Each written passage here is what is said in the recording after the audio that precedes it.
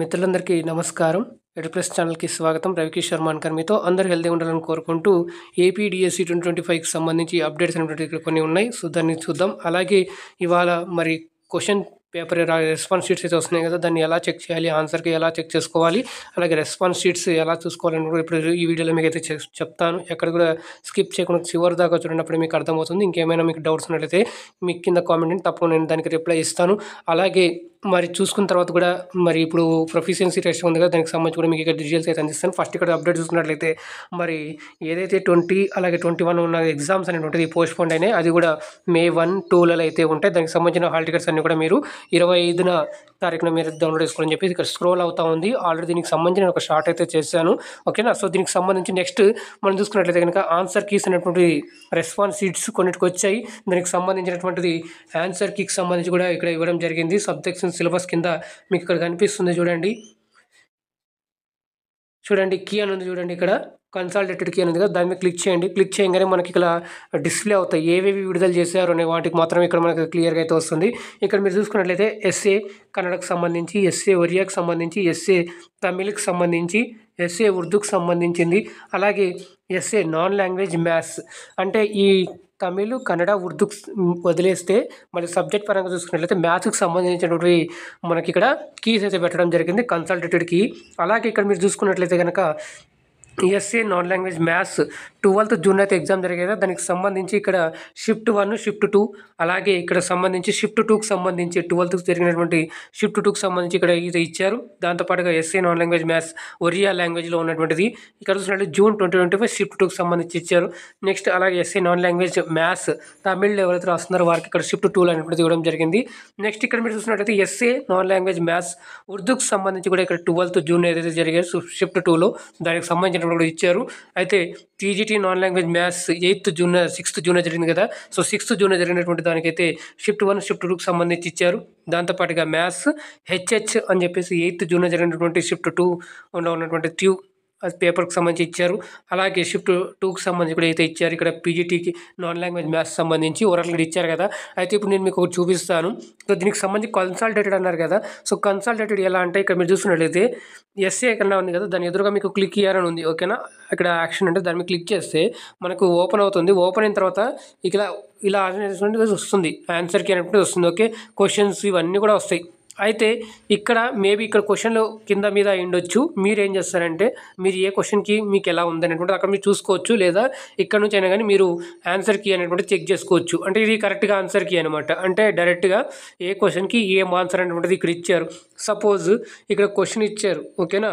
So this city is called as Petersburg of India అని చెప్పేసి ఇచ్చారు. దీనికి సంబంధించి జంషెడ్పూర్ ఆన్సర్ ఇక్కడ option 3 is the right. So మీరు ఇక్కడ ఏంటంటే రెస్పాన్స్ షీట్లో రైట్ సైడ్లో మీకు ఆప్షన్స్ అనేటువంటిది వస్తాయి. అంటే మీరు ఏం చేశారు, ఆన్సర్ ఈ క్వశ్చన్కి 1 పెట్టారా లేకుంటే 2 పెట్టారా అని చెప్పేసి అక్కడ మీరు మ్యాచ్ చేసుకోవడమే. ఒకవేళ మీరు దీనికి ఇక్కడ ఆప్షన్ 3 ఇచ్చారనుకోండి, అక్కడ మీరు ఈ క్వశ్చన్కి, సో ఇక్కడ కరెక్ట్గా ఆప్షన్ 3 ఉంది కాబట్టి ఇది కరెక్ట్ అయినట్టు, అంటే ఒక ½ మార్కు మీకు కరెక్ట్ యాడ్ అవుతున్నట్టుగా ఇలాగా మీరైతే చెక్ చేసుకోవాల్సిన అవసరం అయితే ఉంది ఇలాగా ఆన్సర్కి. అయితే ఇప్పుడు మనం దీనికి సంబంధించి ఇక్కడ మరి డౌన్లోడింగ్ చూసుకున్నట్లయితే కనుక ఇక్కడ చూడండి క్యాండిడేట్ లాగిన్ ఉంది కదా, దాని మీద క్లిక్ చేస్తే ఇక్కడ డీటెయిల్స్ అనేటువంటి కూడా వస్తాయి. ఇక్కడ క్లిక్ చేస్తే డీటెయిల్స్ అని కూడా మనం అడుగుతుంది. ఎండిఎస్ అని చెప్పేసి నెంబర్ వచ్చింది కదా, ఆ నెంబరు అలాగే మీరు ఇక్కడ క్రియేట్ చేసుకున్నటువంటి పాస్వర్డ్ ఇచ్చేసి ఇక్కడ ఏదైతే క్యాప్చా ఇచ్చారో ఈ క్యాప్చా ఇచ్చిన తర్వాత మీరు సైన్ ఇన్ అంటే కనుక మీరు సైన్ ఇన్ అవుతారు. సైన్ ఇన్ అయిన తర్వాత లెఫ్ట్ సైడ్ మీకు క్యాండిడేట్ సర్వీసెస్ ఉంటాయి.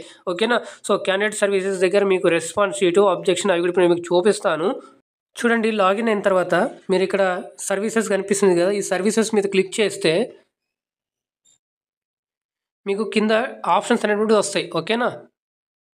సో లైక్ ఇక్కడ మీరు చూసుకున్నట్లయితే కనుక ఫస్ట్ ప్రింట్ అప్లికేషను, అలాగే hall ticket, payment, response sheet ఇక్కడ చూడండి రెస్పాన్స్ షీటు, అలాగే అబ్జెక్షన్ రిపోర్టు, అలాగే ఈ ఆప్షన్స్ అనేవి వచ్చాయి కదా. రెస్పాన్స్ షీట్ అంటే మీరు ఏదైతే ఆన్సర్ చేశారో ఆ ఆన్సర్స్ అనేవి అక్కడ మీకు రైట్ సైడ్లో డౌన్లోడ్ అని అడుగుతుంది కాబట్టి ఇక్కడ ఇంకా ఈ సంబంధించినటువంటి ఈ క్యాండిడేట్ సంబంధించి ఇంకా రెస్పాన్స్ షీట్ రాలేదు కాబట్టి ఇక్కడ మీకు ఇంకా ఏం కనిపించలేదు, డేటా నాట్ ఫౌండ్ అని వస్తుంది.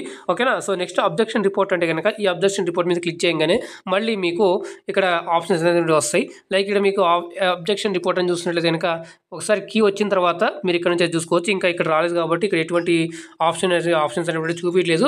అక్కడ ఏంటంటే మీరు ఏ క్వశ్చన్ని అబ్జర్వ్ చేయాలనుకుంటున్నారు, అలాగే దానికి సంబంధించినటువంటి ఏది క్వశ్చన్ రాంగ్ ఉందా, లేకపోతే ఆన్సర్ రాంగ్ ఉందా, లేకుంటే ఇలా అన్ని ఆప్షన్స్ అనేవి వస్తాయి. ఆ ఆప్షన్ సెలెక్ట్ చేసుకున్న తర్వాత మీకు మళ్ళీ అక్కడ డీటెయిల్స్ అనేటువంటి ప్రూఫ్స్ ఇవ్వాల్సి ఉంటుంది. ప్రూఫ్ ఇచ్చిన తర్వాత మీరు అబ్జెక్ట్ అయితే చేసి అప్లై చేసుకోవచ్చు. ఓకేనా? సో ఇలాగ మీరు అయితే చేసుకోవచ్చు అండి.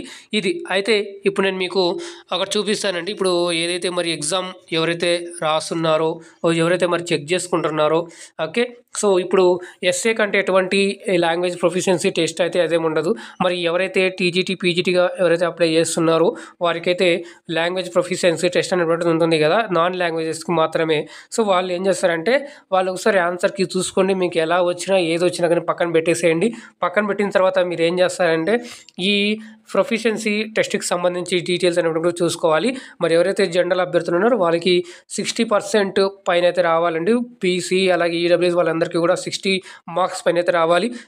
నెక్స్ట్ చూసుకున్నట్లయితే ఇంకా ఎవరైతే ఎస్సీ ఎస్టీ పీడబ్ల్యూడీ క్యాండిడేట్స్ అయితే ఉంటారో వాళ్ళకి 50 మార్క్స్ అయితే రావాలి. అంటే అక్కడ 1 మార్క్స్ ఈచ్గా ఉంటుంది కాబట్టి అక్కడ ఈజీగానే ఉందని అంటున్నారు. అయితే మీరు పాజిటివ్ హోప్తో అయితే ఉండండి. ఇప్పటి వరకు మీరు అయితే ప్రయత్నం చేశారు అందరికి కూడా అండి.